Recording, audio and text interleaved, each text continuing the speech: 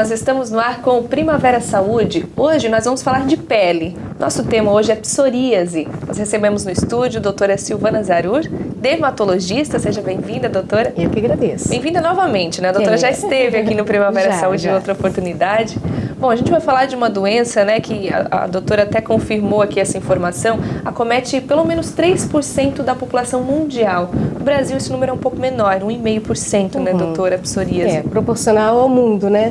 Mas é uma doença extremamente incidente, né? A gente considera que é uma doença de grande relevância na prática dermatológica. Praticamente toda semana eu pego um caso novo de psoríase, tá? Então não é tão infrequente assim. E então eu considero uma doença importante para a gente chamar, né, como um tema, porque ela parece com muitas outras entidades, muitas outras doenças de pele, pelo caráter inflamatório, uma doença avermelhada, descamativa. Então isso se assemelha muito a outras doenças, alergias, né, dermatites de contato. Então é muito importante que o paciente procure assistência, porque existem certas peculiaridades da doença que definem um tipo de tratamento específico para ela, né?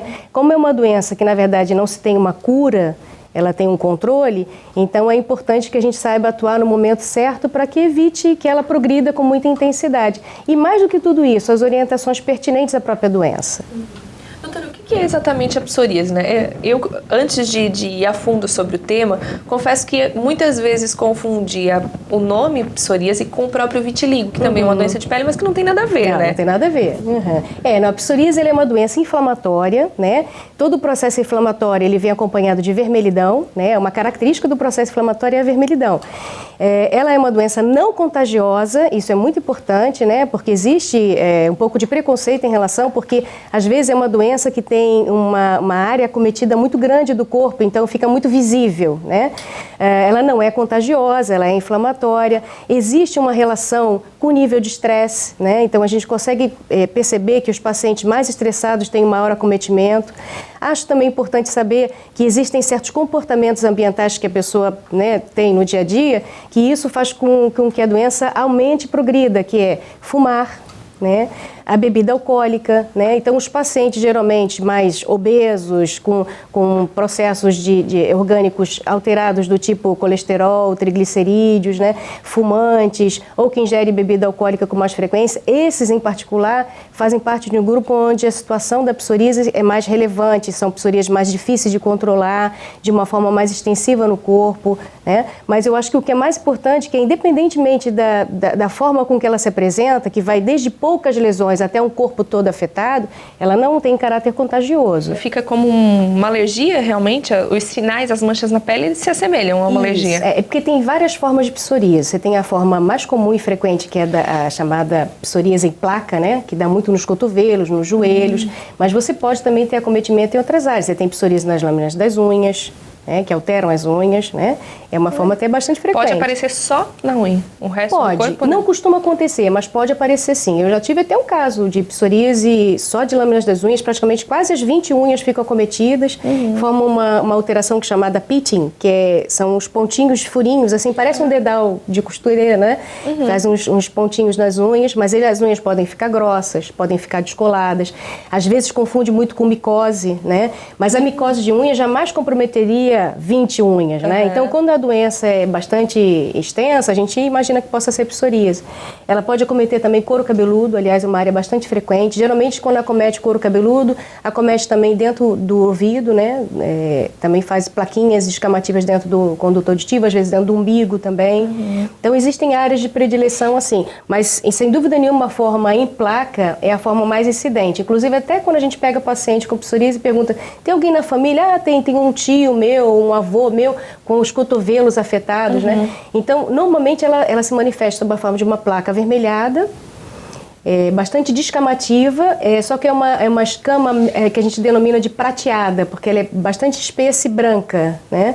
Na medida que a psoríase desinflama como doença, se você trata ela bem direitinho, geralmente no local ficam manchas mais claras, manchas mais brancacentas, que talvez isso suscite a confusão com vitiligo. Sim. Então, a mancha branca da psoríase é a mancha sequela da psoríase. A psoríase saiu e deixou uma mancha branca. Só que não é uma mancha mancha branca como é uma mancha vitiligóide, que é simplesmente sem cor.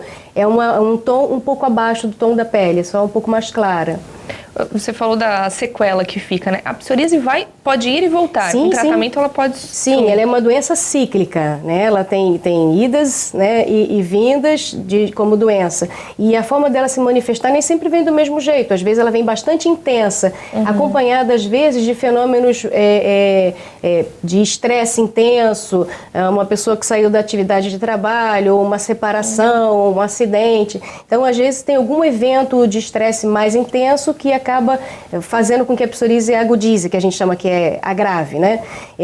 Quando o paciente normalmente vai a um dermatologista e começa a ter as orientações de tratamento, além de tratar a pele, ele tem que ser muito bem orientado, né? Então, geralmente, a gente sugere ao paciente que evite bebidas alcoólicas, porque a bebida alcoólica aumenta, principalmente o vinho tinto. Não, né? só durante o tratamento, ele pode facilitar que surjam as manchas. Sim, ele pode ser um gatilho de agravamento, né? O vinho tinto, ele tem um princípio ativo chamado resveratrol, que é vasodilatador, ele dilata vasos.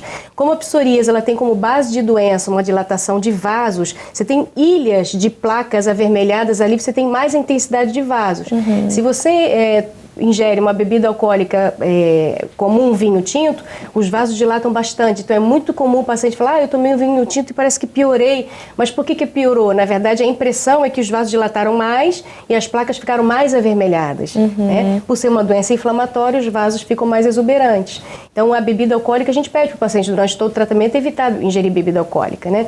Ter uma alimentação mais saudável, obviamente, porque muita química, isso traz menos saúde para a gente. A psoríase piora com uma alimentação adequada, praticar esporte e, por incrível que pareça, é uma das doenças dermatológicas onde a gente seduz o paciente à exposição solar. O sol é uma maneira de tratar a psoríase, né?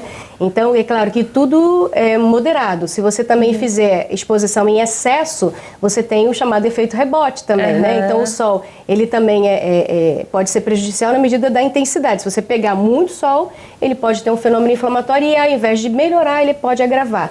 Então, tudo isso é orientação. Por que o sol pode ajudar? Essa é uma pergunta muito interessante, mas existe uma resposta sim.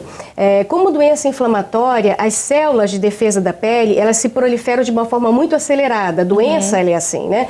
Então, as células, por se proliferarem de forma muito acelerada, elas liberam células imaturas, que a gente chama, né? Essas células que vêm para a superfície da pele, que não deveriam estar ali, mas que são reproduzidas com intensidade, quando expostas à radiação, elas reduzem a proliferação. Então, a doença proliferativa da psoríase, ela pode ser reduzida pela exposição luminosa. Então, o raio solar, ele pode frear a proliferação das células, entendeu? Desde que num tempo de 15 a 20 minutos. Mais do que isso, você passa a ter o fenômeno inflamatório da radiação. Mas que o sol faz parte do tratamento, então. Faz parte do tratamento. Prescrito. Tanto que a doença incide muito no inverno. Ela piora no inverno, justamente porque tem menos exposição solar. Agora, o que causa? Existe estudo que mostra exatamente o que causa a psoríase ou é uma série de fatores? Não, na verdade existe o fator imunológico, né? As células de defesa estão alteradas, isso já é definido, né? Existe o fator ambiental, que são esses elementos que o paciente tem por exposição, que é a bebida alcoólica, o cigarro, a alimentação inadequada. E tem o fator também genético envolvido. 30% a 40% dos pacientes têm uma incidência familiar. E realmente surge, a pessoa não nasce com a doença, não. Pode surgir em qualquer momento. Existem dois picos, incide tanto em homens quanto mulheres, igualmente, tá? Mas existem dois picos da doença. Na juventude, né? Pacientes jovens são bastante acometidos da psoríase e na idade mais madura. Esses são os dois picos maiores da incidência da doença. Criança pode ter psoríase? Pode ter sim. É mais raro, mas pode ter sim. Você pode ter até bebês que nascem e apresentam a psoríase de uma forma que a gente chama invertida. Ele pode dar em áreas que a gente chama de intertrigo, como genitália, região axilar. Aliás, até na idade adulta, o bebê também tem essa incidência, mas na idade adulta, homens obesos têm uma forma chamada psoríase invertida, que é a psoríase em áreas mais aquecidas e umidade, né? Que é favorece muito confundido. Também isso? A obesidade, sim. A obesidade também é um dos fatores que agravam a psoríase. Por isso que você vê quantos elementos a gente precisa orientar o paciente. Não é só medicá-lo, né? Você tem que orientar uma boa nutrição, uma atividade física, uma exposição luminosa em tempo adequado, não fumar, não ingerir bebidas alcoólicas. Então, é uma doença multifatorial. multifatorial, que a gente chama. Tem várias condições que geram aquilo ali. A genética tu não consegues evitar, obviamente, né? Mas os hábitos errôneos, sim. Você consegue orientar o paciente para evitar. Agora, doutora, pelo que você falou também no começo da entrevista, é uma doença que não tem cura, né? Ela tem tratamento, consegue controlar. Isso. Ela não é curável, porque tem esses outros elementos, inclusive o elemento genético, né? E a forma de tratamento ele é muito vasta. Você tem tratamento tanto local, para psoríases bem localizadas, quanto sistêmicos, existem medicações para tomar. E agora nós temos o imunobiológicos, que são medicações que são indicadas para psoríases moderadas a graves, né? Que são formas mais intensas da doença e mais difusas, e principalmente quando tem comprometimento articular. A psoríase ela não é uma doença só de pele, né? Muitas das vezes até você atende paciente com dores nas articulações, mãos e pés com dor nas articulações. A gente chama-se psoríase artropática, né? Que é as articulações comprometidas. Essas geralmente elas acabam prejudicando a qualidade de vida da pessoa, então ficam mais indicadas aos imunobiológicos, que são medicações mais, não que sejam mais fortes, mas muito bem indicadas para essas condições, porque aí diminuem as dores, né? Existem dores da psoríase, né? Isso na articulação ou pele também? Não, na articulação. Na pele, o que a gente consegue perceber, na maioria das vezes, como queixa, é coceira. Ela é uma doença que pode provocar coceiras, né? Existe uma forma também muito interessante da psoríase, que acomete mais a juventude, que é a chamada psoríase gutata. A psoríase gutata, como o nome diz, ela vem em gotas, né? Então, são várias plaquinhas bem pequenininhas e, geralmente, ela é precedida por uma infecção de garganta.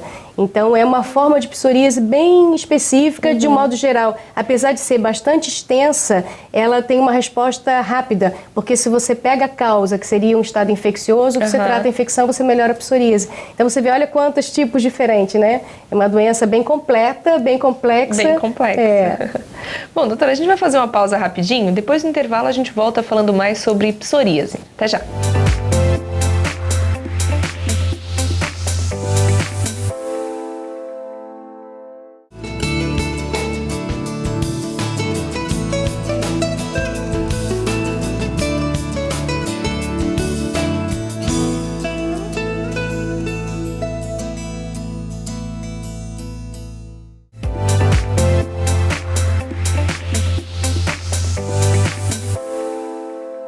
Estamos de volta com o Primavera Saúde, hoje falando de psoríase. Doutora Silvana Zarur está com a gente aqui. Bom, antes do intervalo, a gente estava falando que é uma doença que não tem cura. Mas, doutora, dá para controlar ela e passar a vida sem voltar à psoríase? Tu consegue ter esse controle a ponto de não voltar a ter essas manchas, então, essas situações? Desse jeito, você estaria dando uma conotação preventiva, né? Silvana, teria alguma coisa para fazer para prevenir a psoríase? A psoríase mais comum do dia a dia, que seria as psoríases em placa, né, essas que dão, o tratamento geralmente é mais local, né? Não tem uma maneira de você tratar a ponto de fazer com que ela não evolua para outras áreas, isso não existe. Medicações mais fortes de uso oral ou imunobiológicos teriam sim esse papel funcional de prevenir, quer dizer, de tratar as doenças incidentes e trazer uma qualidade de vida de modo que você não tenha em outras áreas ou uma extensão da própria doença. Mas, assim, evitar que você apresente a doença em algum momento da sua vida, não. Então, enquanto você tem a doença manifesta, né, em tratamento, você mantém o controle sobre ela, além das medidas de tratamento local, às vezes sistêmico, viral ou até injetáveis, você também tem todas aquelas coordenadas de orientação para evitar o que faz agravar.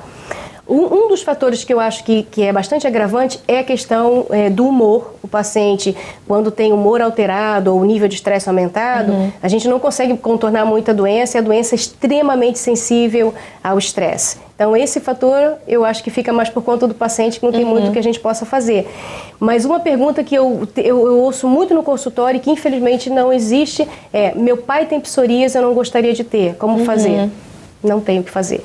Na verdade, o que você poderia é melhorar a sua própria saúde, a sua própria imunidade, através de uma boa alimentação, atividade física e regrar seus hábitos, né, no dia a dia em relação a cigarro, bebida alcoólica ou qualquer outra coisa que prejudique a nossa defesa, a nossa imunidade, que é um dos fatores que geram a doença. Como é que se chama quando surgem essas manchas, né? Porque quem tem psoríase pode ir e voltar, então, né? Pelo que eu entendi. Pode se chamar de crise? Como é que se chama tecnicamente tecnicamente isso? Na verdade, a gente poderia chamar de crises, né? Na medicina a gente chama de agudização. Agudizar é agravar, começar de novo. Então, você sabe que os pacientes, como é uma doença crônica, os pacientes eles acabam lidando até acostumados. Eles até falam, doutora, eu voltei porque agudizou. Eles já usam a linguagem técnica. Já usam a linguagem porque já acabam lendo muito sobre isso, né? Eu acho que todo paciente que tem uma doença crônica, eles acabam ficando meio médicos na doença porque acabam lendo muito sobre isso, aprendendo muito. E agora o que a gente precisa muito fazer, principalmente com os pacientes jovens, é não deixar que eles deliberem o uso das medicações sem uma assistência médica. Pois essa é uma questão, né, doutora? Porque como a doutora mesmo falou, né, que ele pode se confundir com a alergia, de repente, né, que o sintoma é semelhante, né, pelo menos nas manchas de pele. Pode acontecer isso de a pessoa vir em casa, tô com uma manchinha que não, é uma alergia, toma uma medicação. Isso é comum? Isso é comum, sim. E na verdade, um dos fatores que mais agrava a doença. É deliberar o uso de uma medida de tratamento que pode até gerar um prejuízo dele. Por exemplo, o psoríase, ele se assemelha um pouco com a alergia. Para o leigo, se assemelha. Para o dermatologista, não, porque a gente está acostumado a ver. Mas uma placa vermelha com coceira, ele pode dar a impressão de ser uma reação de natureza alérgica e fazer o paciente deliberar o uso de um antialérgico por conta própria. E quando esse produto é um corticoide, que é um anti-inflamatório, ele pode fazer um efeito chamado efeito rebote. Você toma o corticoide, melhora a psoríase momentaneamente, mas quando ela volta pior do que estava. Então esse efeito chama-se efeito rebote. Por isso que a gente orienta muito na primeira consulta o paciente a não fazer uso de medidas via oral, de medicação via oral, sem uma assistência médica. E eu iria um pouquinho mais além disso. Medicação injetável. Também é muito frequente o paciente chegar à farmácia com uma placa descamativa com coceiras e ser feito uma suspeita na farmácia pelo farmacêutico de uma reação de natureza alérgica. Ele não tem a competência médica, então ele acaba imaginando que possa ser uma reação alérgica e injeta o quê? Corticoide intramuscular. E aí a psoríase realmente piora bastante. Pode dar um alívio imediato e esse efeito rebote que Exatamente. você falou? Então, e tem pacientes com psoríase que eles até falam, não, doutora, eu só melhoro se eu fizer o corticoide. Eu falei, mas você não pode fazer o corticoide, que cada crise que vem é pior do que a anterior. Exatamente. E esse é um dos cuidados maiores que a gente tem na dermatologia quando se trata um paciente com corticoide. É deixar ele muito bem orientado a não fazer uso de algumas medidas de controle, porque controla, né? Mas que tem como risco futuro um agravamento. E aí, para quem, de repente, hoje não tem psoríase, né, não surgiu nada até agora, mas daqui a pouco, amanhã, depois surge uma manchinha. Quando saber que esse é o momento de procurar um dermatologista, realmente não é uma alergia, ou ao primeiro sinal de uma mancha já é um alerta? Não, o sinal de aparecimento não dá para dizer que é uma psoríase, porque a psoríase ela tem umas características muito próprias, né? Geralmente ela é uma dermatite bilateral. Quando dá no cotovelo, dá no outro. Quando dá no joelho, dá no outro. E geralmente ela tem essa característica... Simétrica quase. Simétrica, exatamente. Ela tem uma característica simétrica. No couro cabeludo é extremamente frequente e se confunde muito com dermatite seborreica, que é caspa. Caspa não descama, não farela, né? As pessoas passam, né? A psoríase também, só que é uma escama mais grosseira e mais resistente ao tratamento. Essa que cria umas manchas que quase começa sai do couro cabeludo. Isso, exatamente. Já é preocupante. Na verdade, a psoríase, ela tem uma distinção muito clara da dermatite seborreica, da caspa, quando você examina o couro cabeludo do paciente, né? A psoríase, ela tem uma característica que a gente chama de característica em ilha. Ela é uma área muito bem delimitada. Você consegue fazer uma exatidão mesmo da pele normal com a pele com a psoríase, né? No couro cabeludo é a mesma coisa. E esses limites de contorno, essas ilhas inflamatórias, elas são bem características da psoríase, né? Então, assim, é muito fácil para o especialista fazer um diagnóstico, só fica difícil para o leigo porque, como é uma área avermelhada, ele se confunde com várias outras entidades, né? A pessoa pode ter só no couro cabeludo e não aparecer nada no resto do corpo, o contrário também? Pode. Você tem várias formas de psoríase, né? A mais frequente, que é a das dobras, né? Cotovelos e joelhos são mais frequentes. Você tem as de couro cabeludo, que geralmente acomete dentro do ouvido também. Você tem a gutata, que eu falei que é aquela que dá em gotinhas, que dá mais em jovens quando tem infecção de garganta, principalmente. Qualquer tipo de infecção, mas de garganta é mais incidente. Você tem a psoríase palmoplantar, que é pustulosa. Ela vem como umas bolhas de pus, né, nas palmas e plantas, só que são bolhas de pus estéreo. Se você coleta aquele material, não tem bactéria ali. Então também é muito frequente... Como espinhas mesmo? Na verdade, não seria. Seria como se fossem pequenas bolhas cujo conteúdo é amarelado como se fosse uma secreção purulenta.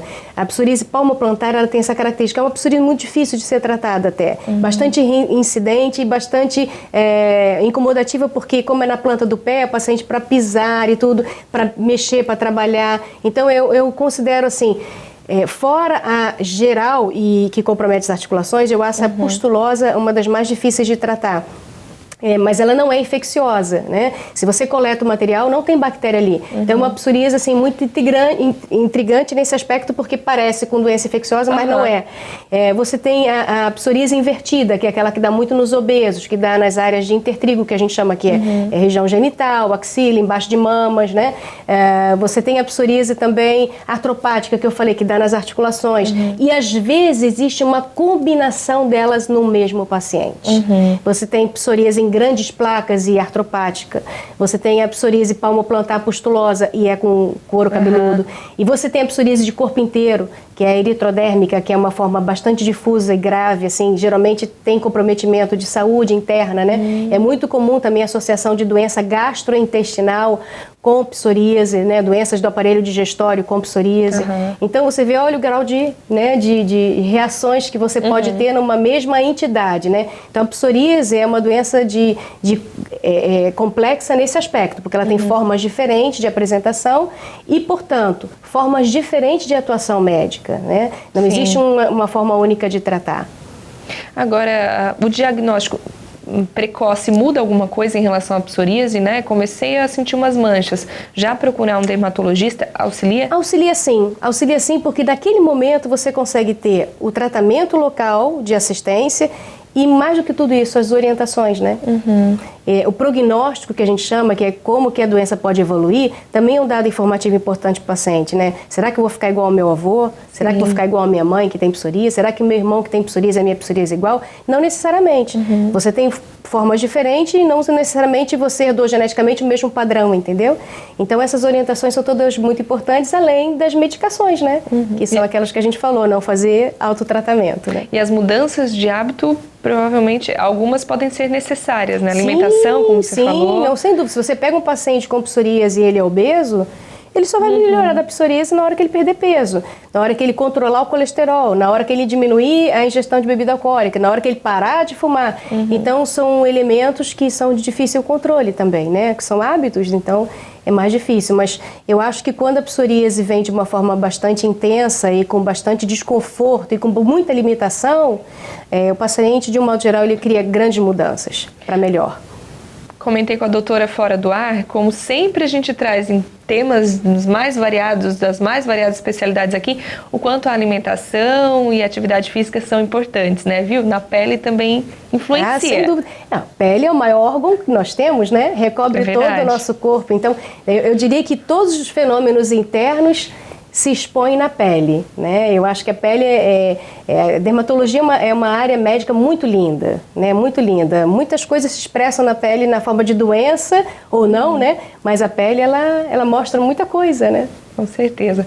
Doutora, como a gente, só para reforçar, como a gente já falou algumas vezes ao longo do programa, é uma doença que não tem cura, mas também não é contagiosa, né? Tem um tabu ainda em relação a isso, né? Existe um tabu porque, como é uma dermatite, né, um processo inflamatório que é evidente, né, se evidencia, então as pessoas, até por desconhecimento, acabam imaginando que possa ter alguma relação de contágio, né?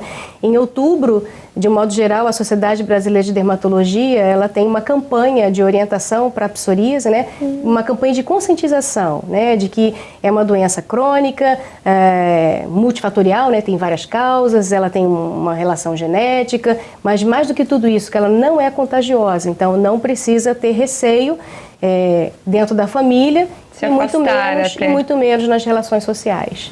Tá certo, então. Doutora, obrigada. Infelizmente a gente já está chegando ao fim da entrevista, mas acho que deu para esclarecer bastante o pessoal que está em casa a se cuidar um pouquinho mais, né? Procurar um profissional também, evitar as automedicações, que é muito importante. Né? Com certeza. Obrigada pela sua presença aqui. Até a próxima. Se Deus quiser. A gente vai chegando ao fim do Primavera Saúde. Voltamos na semana que vem, falando mais de saúde, bem-estar e qualidade de vida aqui na TV Primavera. Até lá!